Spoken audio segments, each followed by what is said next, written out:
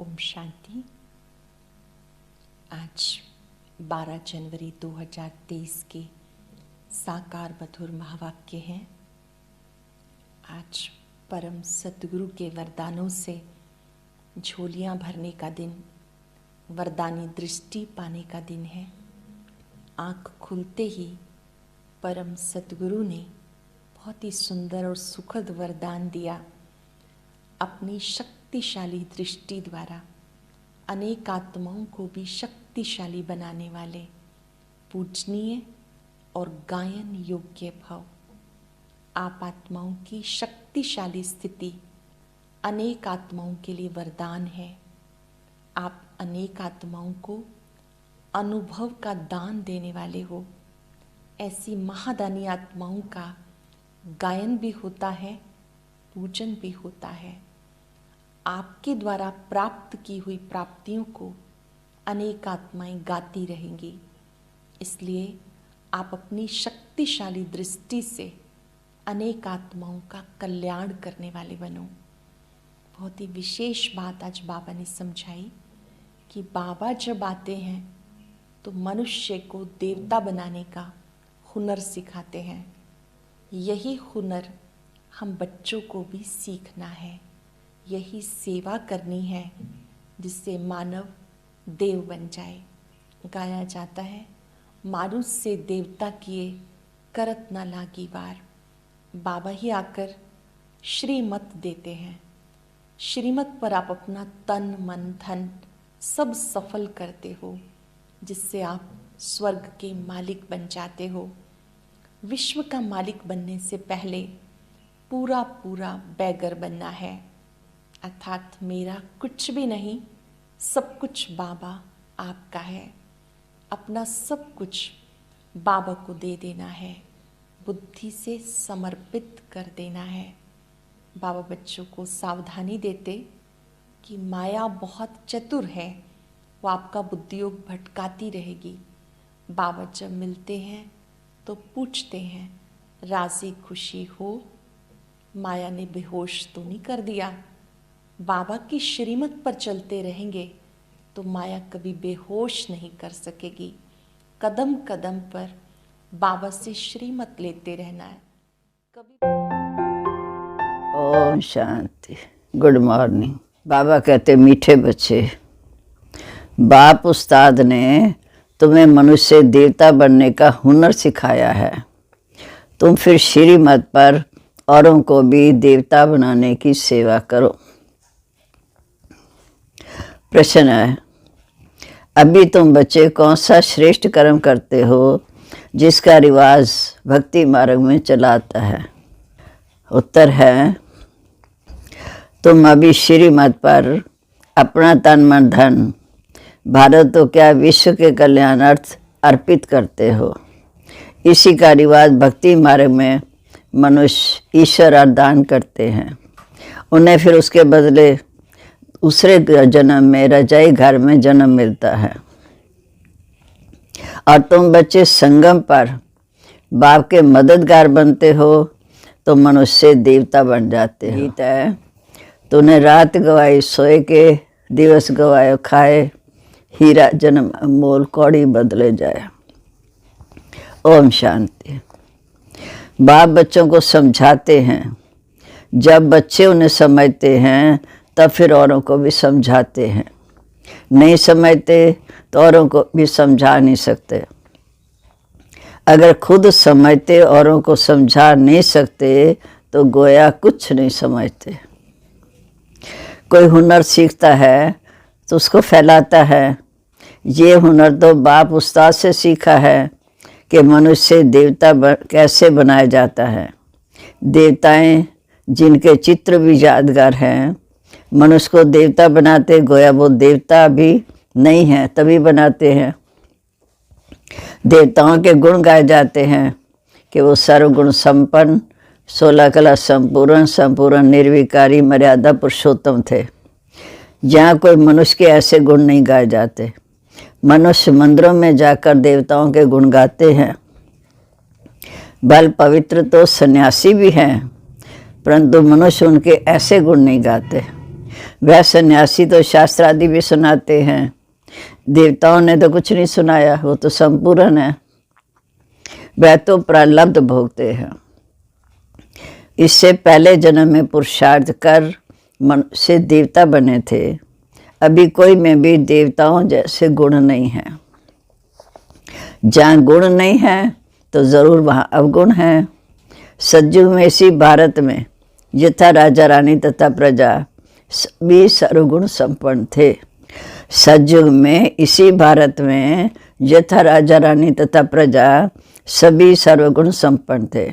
उनमें सभी गुण थे। उन देवताओं के भी गुण गाए जाते हैं। उस समय और कोई धर्म भी नहीं था। जब सतयुग था तो एक ही धर्म था, आदि सनातन देवी देवता धर्म, दूसरा कोई धर्म नहीं था। गुण वाले देवताएं भी सतयुग में, अवगुण वाले मनुष्य का युग में हैं।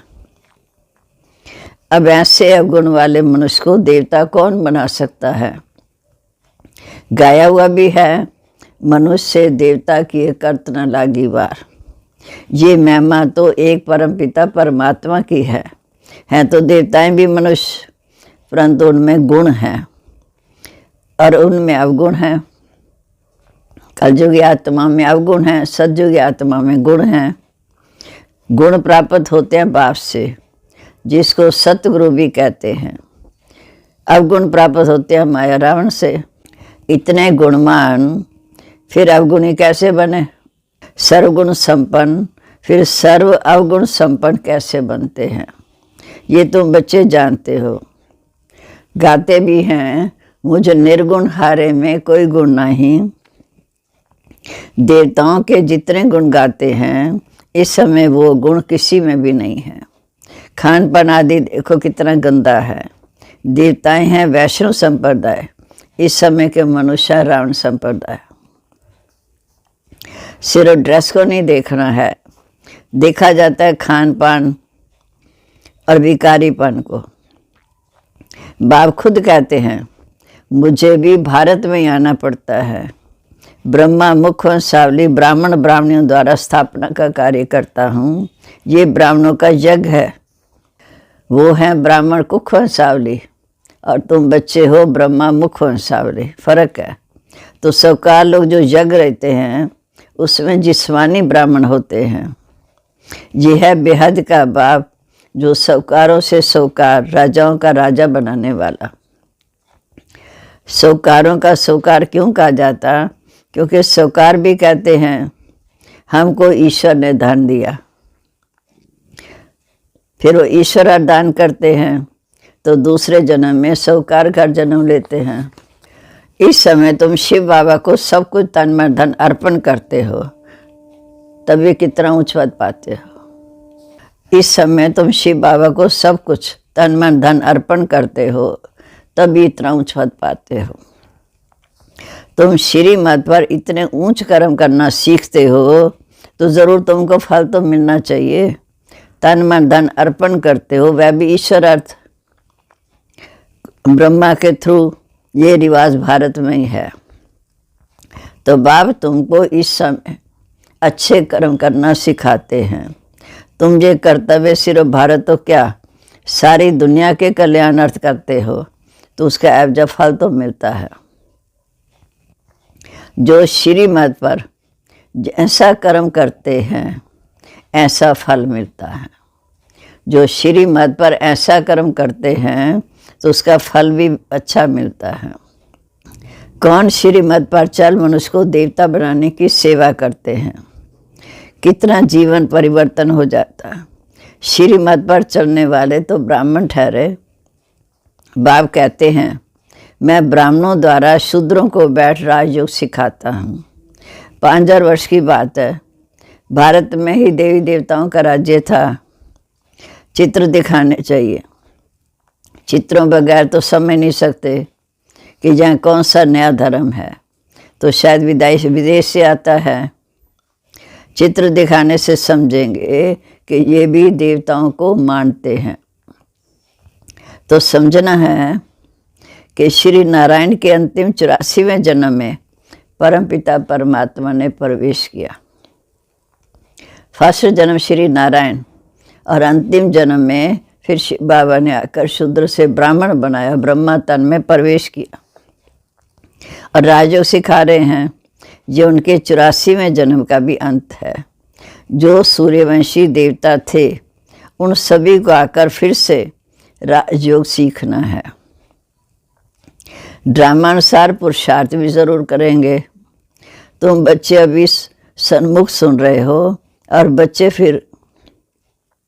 तुम बच्चे अभी सन्मुख सामने बैठे सन्मुख सुन रहे हैं, बाकी फिर टेप पर सुनेंगे तो समझेंगे हम भी माता पिता के साथ फिर से देवता बन रहे हैं।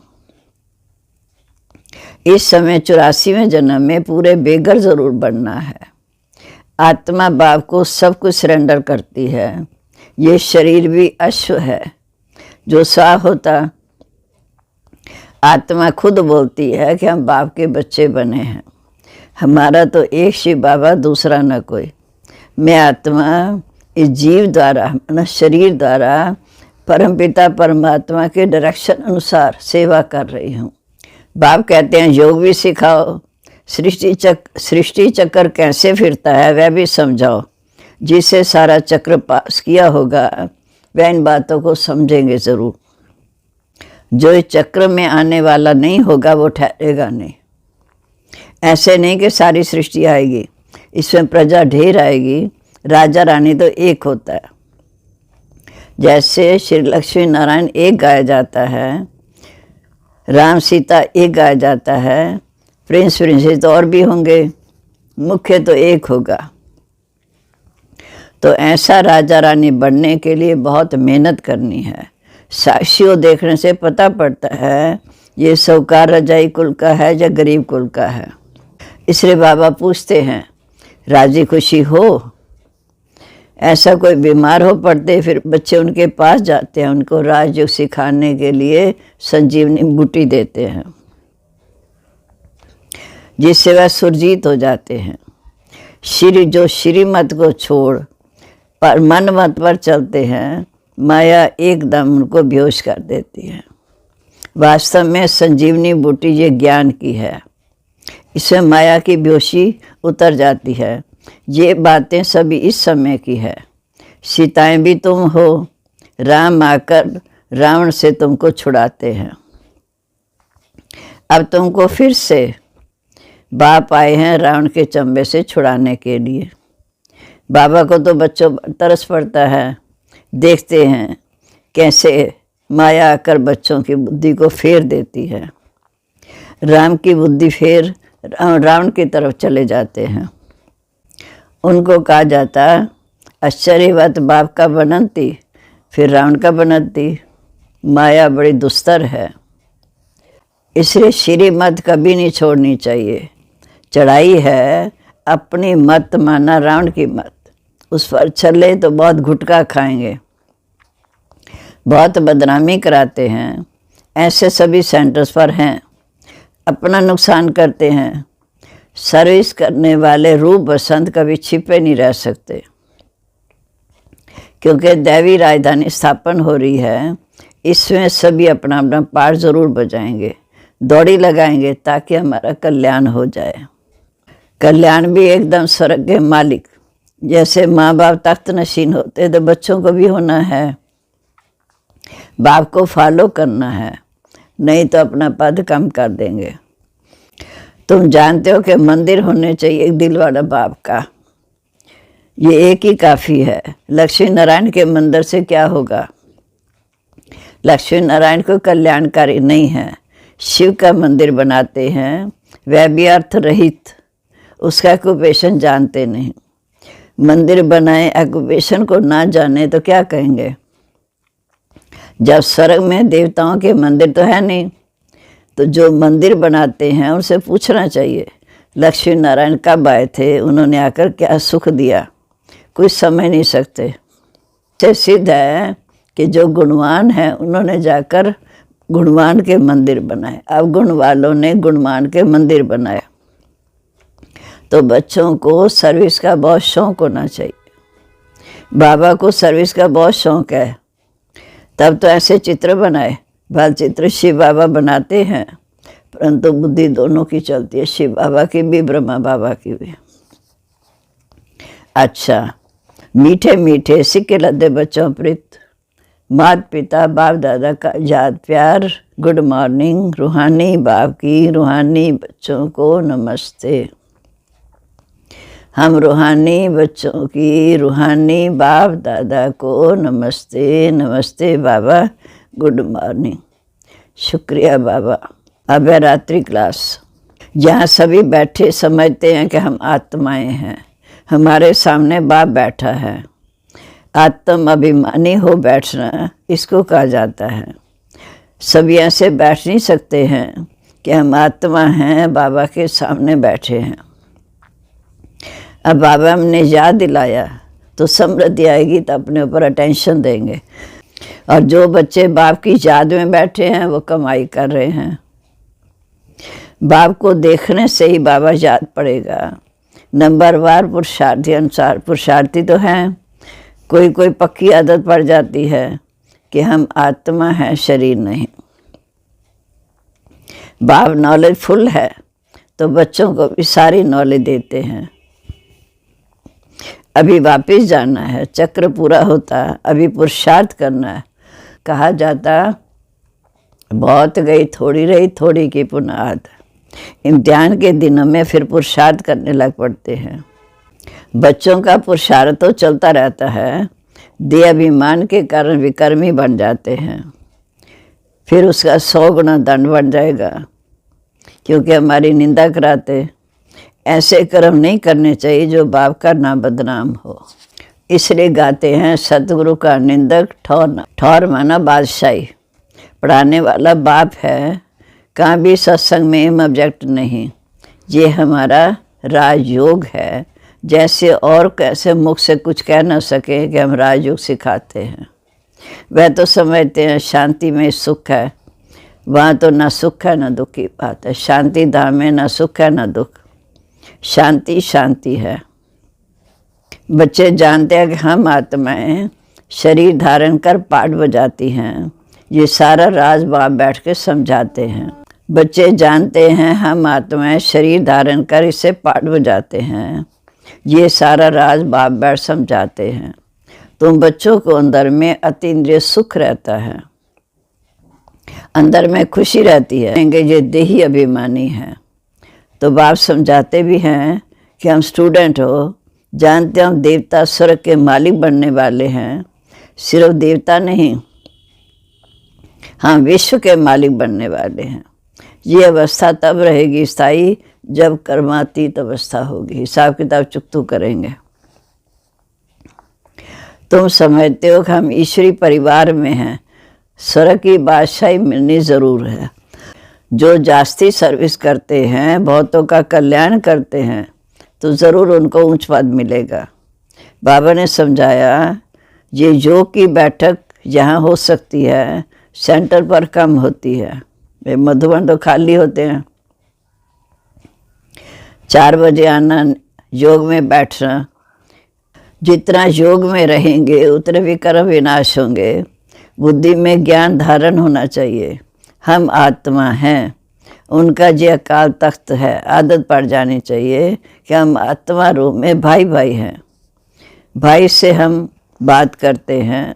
अपने को आत्मा समझ बाप को याद करें, जिससे विकर्म विनाश हो जाए। अच्छा, मीठे मीठे सिक्के लदे बच्चों को रूहानी बाप दादा का याद प्यार, गुड नाइट और नमस्ते। हम रूहानी बच्चों की रूहानी बाप दादा को याद प्यार, गुड नाइट और नमस्ते जी। अब धारणा के लिए मुख्य सार। पहली पॉइंट, ज्ञान जो कि संजीवनी बूटी से स्वयं को माया की बेहोशी से बचाते रहना है। मन मत पर कभी नहीं चलना। दूसरा, रूप बसंत बन सर्विस करनी है।